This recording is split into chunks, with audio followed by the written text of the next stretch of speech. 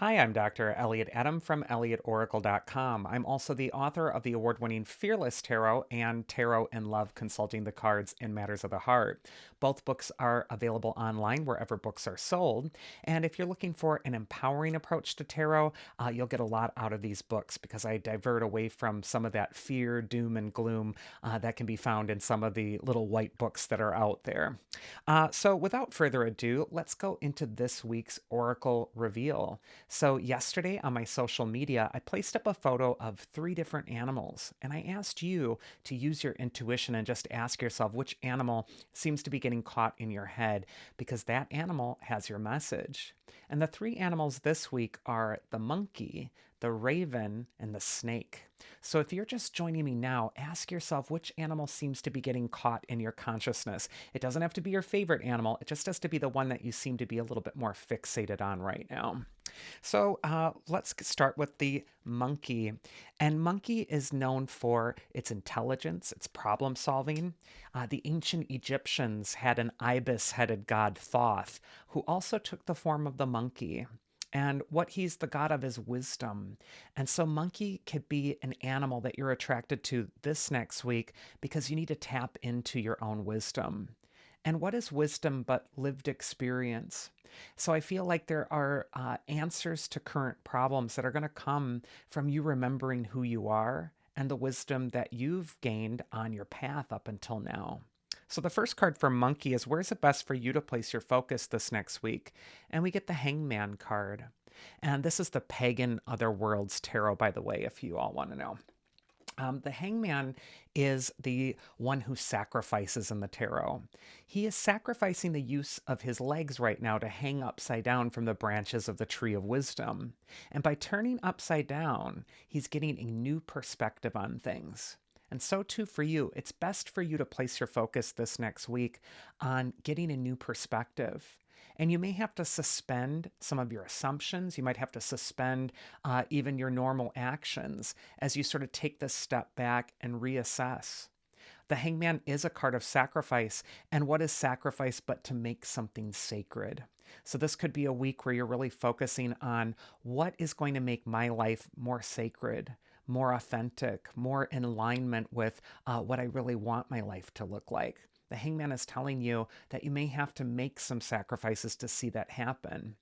And yet, always when the hangman appears, he indicates that there are rewards for your sacrifice. So, that which you're giving up right now, even though it may feel uncomfortable, it isn't a card of suffering. It's a card of stretching beyond the known and really looking at life in that new perspective. So, I just kind of feel like this might be a time to reassess an old problem with a new perspective. That might come from asking for someone else's perspective, or it might just come from you looking at the problem from a different angle. The second card is going to be advice from your inner wisdom this next week. And your inner wisdom is showing Lady Justice. And Lady Justice is one of the most neutral figures in the tarot. A lot of times she'll come up when you're really needing to trust the facts. What are the facts right now? Maybe the hangman could say that you've been looking at your current predicaments through the lens of an emotional response. And Lady Justice is about a logical response. She's about gathering information and not personalizing it. She's a card of neutrality. But she's also a card of laying down the law or new rules in your life. So this could be a time where you're really reestablishing yourself or really establishing a new routine or a new way of perspective, a new way of doing things. And I also just kind of feel like the truth is really what's at the core here. You may have to kind of look at things from a different perspective, but also you have to accept a truth, even if it's uncomfortable, even if that truth does require a sacrifice from you. It's so important that you're cooperating with it because these are both major arcana cards. And in many decks, they appear right next to each other. So they're sequential. And so I feel like this is an important time for you to take a step up or to grow. And then the mythic archetype that's going to help you this next week is Erebos or Nyx. And that's a symbol for night. And the card says, I trust the light of my soul in times of darkness. And the shadow, a lot of us are afraid of the shadow or the dark. And yet the dark places are where the healing happens. And I feel as well that there is this wisdom that's going to be coming from within, but it may have to be a time where you're really unearthing those dark places within you, facing your shadows, maybe even facing your fear. You have to trust your light. And you also have to trust the facts of what are going on in your own heart and take action on that appropriately. The next animal spirit we're going to go into is the raven. And ravens are just magical. Again, sort of like Erebos or Nyx, the raven gets a bad rap. There's a lot of fear around the raven because it's dark color. It reminds us of the shadow. It reminds us of maybe things that we are afraid of looking at. But the raven is also long associated with magic. And if you're attracted to the raven this week, this could be a time to set new intentions. It could be a time where magical weaves are flowing through your life this week.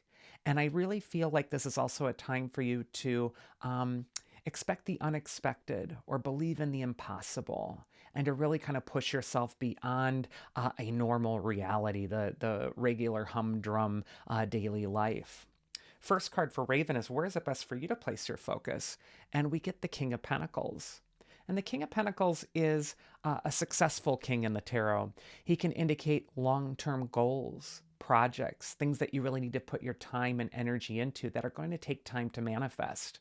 But he also indicates putting love into your projects and really patiently tending the seeds of your goals as they come into full bloom. A lot of times, the King of Pentacles can also be associated with success in business or some sort of a financial decision that must be made. But when we couple that with that sort of esoteric symbol of the raven, this could be a time where you're really setting intentions for the year where finances are concerned or where your career intentions are concerned. And I just kind of feel like this is going to be a time where you want to fly out of the norms. You want to get out of the confines of the way things have always been done and maybe take a more magical approach. The next card is going to be advice from your inner wisdom. And we get this very practical card again with the Eight of Pentacles. So two Pentacles cards. Pentacles, they can have to do with money, especially with the Eight of Pentacles. That's a card of work, career, finances, long-term goals. But pentacles are far more than just coins. They're far more than just money. A lot of times they have to do with our sense of worth, our worthiness, our values. And in the case of the king and the eight, this can also be purposeful work. We have that raven starting us out here, which is really saying that we're not just talking about the mundane here. Sometimes our work can be a reflection of what we're learning spiritually, or sometimes the dramas that are going on in it could be highlighting something that's internally happening. But I also kind of feel like purposeful work is what the message is here. What is your purpose? What do you want your purpose to be? These are the cards that are saying that it's time to establish foundations to see you realize that purpose, to really step into your destiny. And these cards also show that efforts that are taken in the external world will yield results. So if you're wanting to see something new, these cards could say that you might have to roll up your sleeves and start getting to work. And the mythic archetype that could help you with this whole situation is Poseidon or Neptune. And his card says, I befriend the unconscious power within me. Well, there we go. That ties it together for me. Poseidon or Neptune, especially in an astrology, it does have to do with the unconscious. And sometimes our own unconscious attitudes are sabotaging us, or they're just running on automatic and they need to be challenged. And sometimes, yes, they do need to be channeled. Sometimes we do need to uncork our inner desires and see those things flow. And Poseidon could be telling you that the answers you're looking for are going to be found by plumbing the depths of your own unconscious. This could also be a time where you're really sort of scouring the seas of your unconscious and looking for that purpose or looking for that goal that you're really wanting to manifest. And I feel like if you befriend your inner life, your inner nature, well, then these things are going to manifest very beautifully for you, especially over this next year. But it does require effort and it does require work. And then finally, we're going to go into the snake animal spirit. And the snake is a symbol or an animal spirit of transformation. It sheds its skin. It's able to let go of the past and actually peel itself out of an old identity. So if you're attracted to snake, it's another symbol for wisdom, much like the monkey. But there's a far more ancient reptilian sort of magic that's along with the snake. And some of the most powerful goddesses of ancient mythologies have snakes accompanying them. I think of Athena herself. She's got the snakes on her aegis, her breastplate.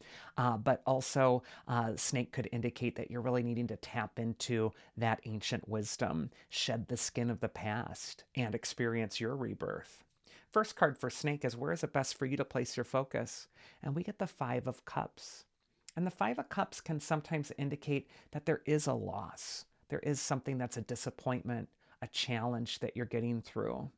And yet, even though we see three cups that are upside down on the Five of Cups, two cups are right side up, two cups are still standing. The contents in those cups remain. And what this is saying is that although you may have experienced losses, disappointment, sadness, even, we don't want to sugarcoat the Five of Cups and say, oh, it's just, it's focus on the positive.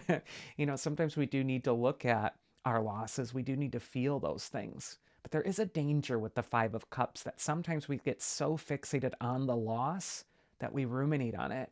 And then pretty soon we're stuck in a cycle of only thinking of the negative and not remembering the things that are still standing in our life. So with this card, you almost have to have two thoughts in your head at the same time. You might need to be a little bit more sophisticated mentally, where it's not just all this or all that, one or the other, but where you're seeing the losses, you're seeing the disappointments, you're seeing even things that might need improvement within you, but that you're not attacking the whole you. You're not instead throwing the baby out with the bathwater. And you're identifying the things that are your gifts, the things that are working well for you. And too many times we're just so cruel with ourselves. So I just feel with this Five of Cups, it's like, cut yourself a little slack. And yes, there's room for improvement. Yes, there's room for things to be made better. But watch out for ruminating or fixating on the negative at the expense of all that's good. The next card is going to be advice from your inner wisdom this next week.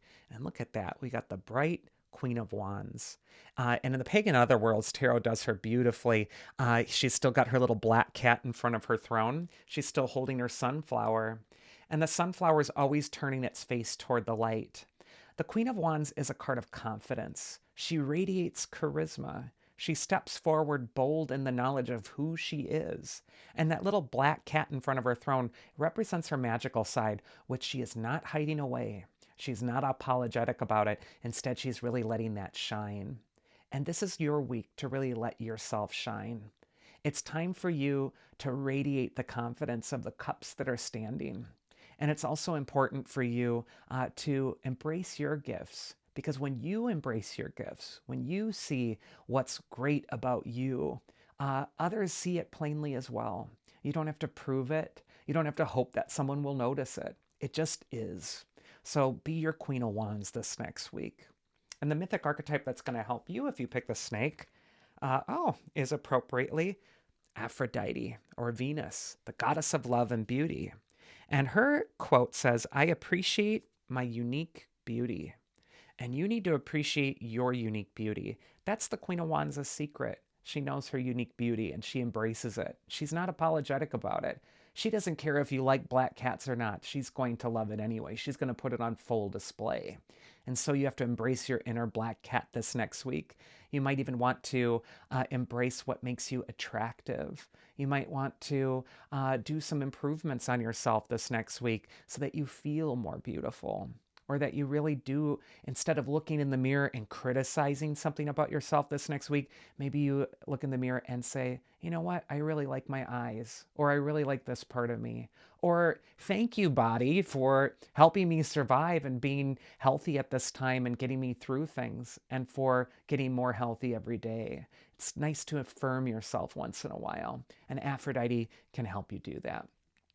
And that is this week's Oracle. I do hope you enjoyed it. If you did, you can always schedule a one-on-one tarot session with me at elliotoracle.com. I'd love to talk to you about your own cards and what they might have to say about your unique experience. Also, I do appreciate it if you like, share, and subscribe to my channel. It really does help it grow, and I've really appreciated the last couple of years, the growth that's happened on my YouTube channel. I cannot thank you all enough. So thank you so much for the kind little messages and the support and sharing things with a friend when they resonate with you. Also, as I said, my books are available online, Fearless Tarot or Tarot in Love. It has all my tarot interpretations in there. And I have tons of free content too on my YouTube channel, monthly videos, and also daily card polls. So I hope you all have a wonderful week, whatever it is that you're doing, and know that there is beauty in you and you need to let it shine this next week. So be unapologetic. And I'll see you again next time. So take care.